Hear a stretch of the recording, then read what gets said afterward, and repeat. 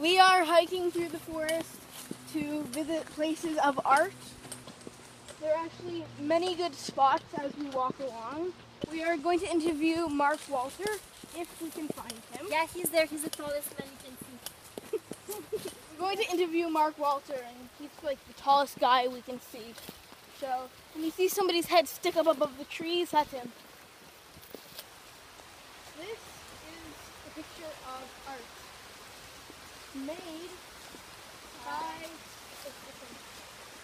Bella Simon.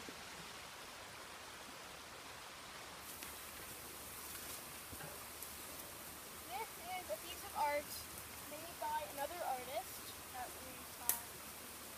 Yeah, by I think Bella Simon as well. And I don't know what it's called, but it looks like a blue flame. Yeah, can you see like the curviness? Yeah. Okay. This is yet another spot where we have art, not made of metal or wood, but of sand. This, you can make designs in the sand and make it look peaceful. Forces of nature.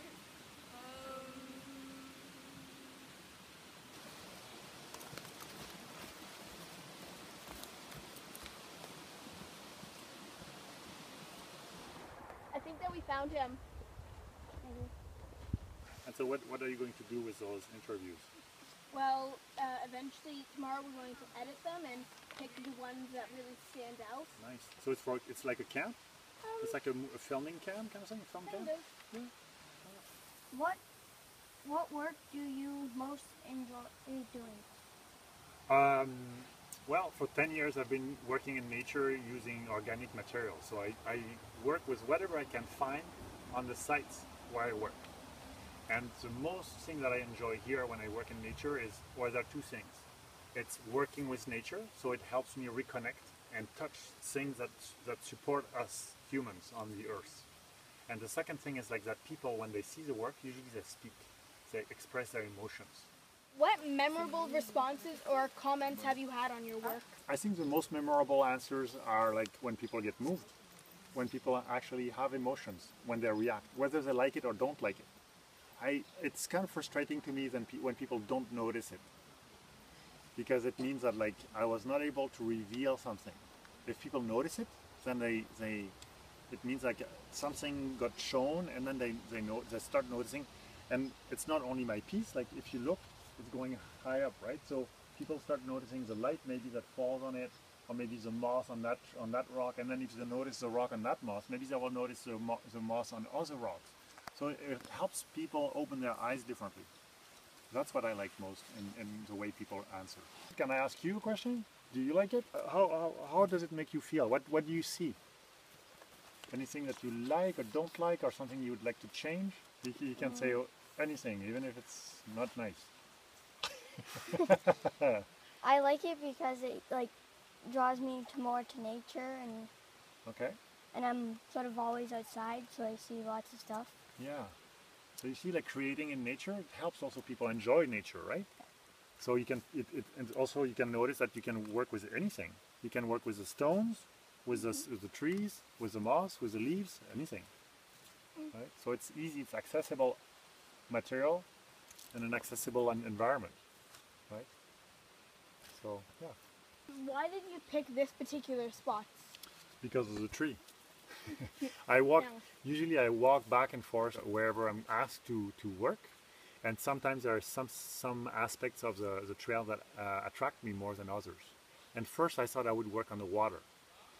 And then I thought, well, yeah, but if I work on the water, then people will want to go on the water. And then if they walk into the water, usually it's like environmentally, it's more fragile. So I didn't want that to happen. And then I saw the tree, and that's how I chose it. Like I liked the tree. So that specific tree, for some reason, created like a momentum for me, an energy, and I decided to take that energy on and play with that. Did you just find these logs around, or did you hand cut them from trees? I gathered all the trees. You can see the one from moss, or the one like where the bark is deteriorating. We're all on the ground. and there are a few trees that were standing but about to fall. And if they were too close from the trail, like the organizer was about to cut them anyway, so I cut them, and that's why you have like some pieces that are like really straight. So I used exceptionally, like I used a chainsaw for some of them, but or even like some big logs I had to cut down like a little bit because I transport them by hand, so I have to make them so they are manageable. So that's how. So everything. So it helps clean up the forest a little bit as well. And you know that a tree that's sitting on the ground for a long, long time will rot. And the Aboriginal people call it, I don't know in English, la mère nourricière, how to say, the nurse trees, I think they call them, or nursery trees, nurse trees, I think. And because they rot, so all the nutrients in the tree go back to the ground, and usually it helps new trees to grow. And so that's why they call them like the nurse, like the mother trees, you know.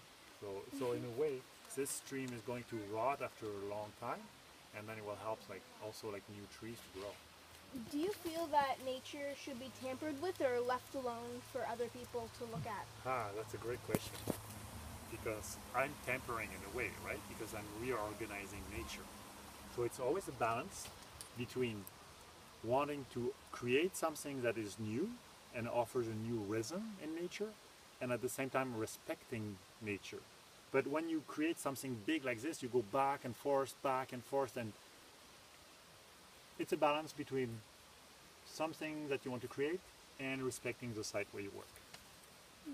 Okay. Erica, do you have any more questions? No, I don't.